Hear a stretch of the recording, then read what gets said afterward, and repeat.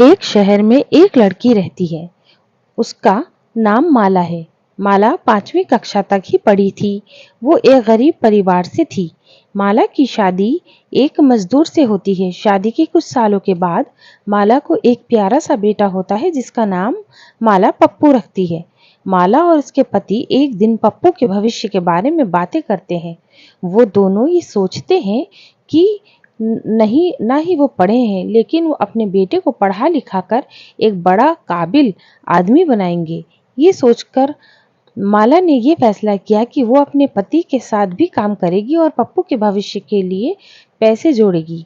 माला अपने पप्पू को अपने काम करने की जगह पर अपने साथ ही ले जाती और पप्पू वहीं खेलता रहता और माला अपने पति के साथ वहीं काम किया करती थी। पहले एक के पैसे आते थे घर में, अब दोनों कमाने लगे तो माला बहुत खुश रहती थी। हर रोज शाम को जब माला घर लौट कर आती तो अपनी कमाई गुल्लक में रखा करती थी। एक दिन की बात है, जब माला अपने काम करने की जगह पर सर पर ईंट लेकर सीढ़ियों से छत पर जाती रहती, उसका बेटा पप्पू भी उसके पीछे जाने लगता है। माला अपने पीछे आते हुए पप्पू को नहीं देखती है और उसके पति और कुछ काम करते मजदूर देख लेते हैं। पप्पू सीढ़ियों से ऊपर चढ़कर छत के किनारे चला जाता है। पप्पू को बचाने के लिए माला के पति पप्पू की तरफ भागते हैं और पप्पू और माला के पति दोनों खुली छत से नीचे गिर जाते हैं, जिसके बाद माला के पति का देहांत वहीं हो जाता है। पप्पू बच जाता है, पर उसके सर पर लगी चोट के कारण पप्पू को दिखाई देना बंद हो जाता है। पप्पू अंधा हो जाता है। माला अपने पति की मृत्यु और बेटे के अंधे होने के कारण टूट सी जाती है। वो सोचती है कि उसे अपने और अपने पति का सपना भी पूरा करना है।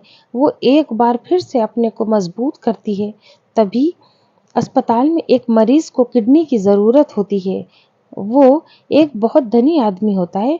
उसके बच्चे बाहर विदेश में रहते हैं। वो बूढ़ा व्यक्ति होता है। उसके साथ परिवार का कोई नहीं, सिर्फ एक नौकर उसके साथ अस्पताल में होता है। माला उस बूढ़े व्यक्ति के पास मिलने जाती है और उससे बातें करती है। बाबा, अगर मेरी किडनी आपके शरीर से मैच करेगी तो मैं आपको एक किडनी दे दूंगी, मगर आपको मेरे लिए भी कुछ करना होगा। बूढ़ा व्यक्ति माला को बोलता है, तुम्हें जितने पैसे चाहिए मैं तुम्हें दे दूंगा। माला बोलती है, बाबा, मुझे पैसे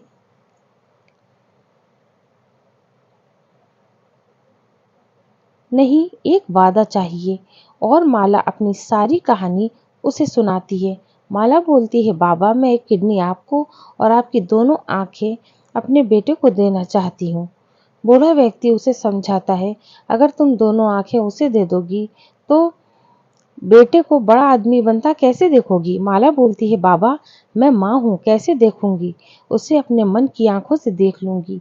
ये बोलकर बूढ़े के कमरे से वापस आती है और एक पत्र लिखती है। पत्र को संभाल कर रखने की जिम्मेदारी बूढ़े बाबा के साथ आए नौकर को माला दे देती है। एक किडनी बाबा को और दोनों आंखें अपने बेटे को माला दे देती है। बूढ़ा आदमी अपने साथ माला और पप्पू को घर ले जाता है। वो बहुत बड़े घर में रहता है, जहाँ नौकर, गाड़ी, सारी सुविधा मौजूद होती है। पप्पू का दाखिला बहुत बड़े स्कूल में करवाया जाता है।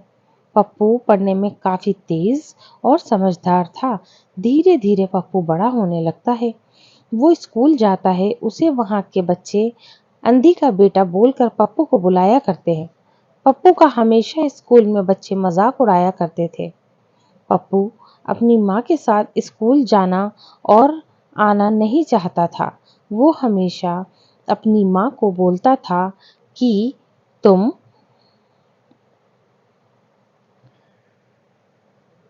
गाड़ी भेज दिया करो, खुद मत आया करो। मगर माला पप्पू की बात नहीं मानती। वो रोज स्कूल चली जाती। पप्पू अपनी माँ से बिल्कुल भी प्यार नहीं करता था। उसे लगता था कि ये वो औरत है जिसके कारण मुझे स्कूल में मजाक बनाया जाता है। वो अपनी माँ से नफरत करता था। माला को ये बात मालूम होती है कि पप्पू उससे प्यार नहीं करता है।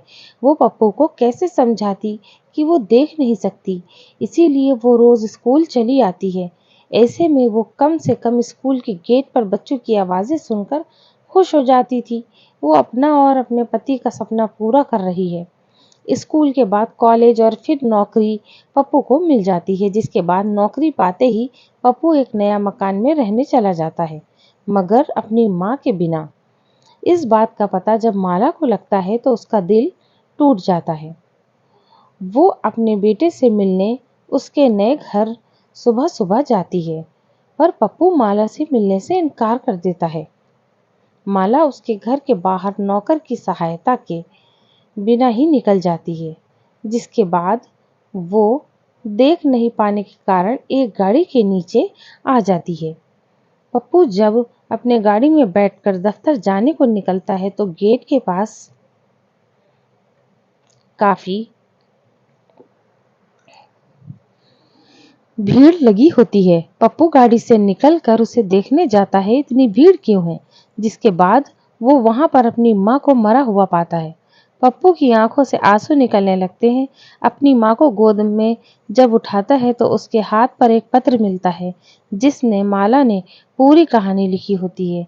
उसके जन्म से पप्पू की पिता की मृत्यु और पप्पू की आंखों के बारे में, बाबा को किडनी देने जा रही हूँ आदि सभी बातें जो आज तक पप्पू को नहीं पता थी। जिसके बाद पप्पू बहुत रोया और अपनी माँ से बहुत माफी भी मांग रहा था, लेकिन मांग न सका। वो अपनी हरकतों पर बहुत ही पछताता है। इस कहानी से हमें ये शिक्षा मिलती है कि हमें अपने परिवार के सदस्य की स्थिति पर कभी शर्मिंदा नहीं होना चाहिए। इसीलिए हमें अपनी माँ और पिताजी का स्थान सबसे पहले देना चाहिए।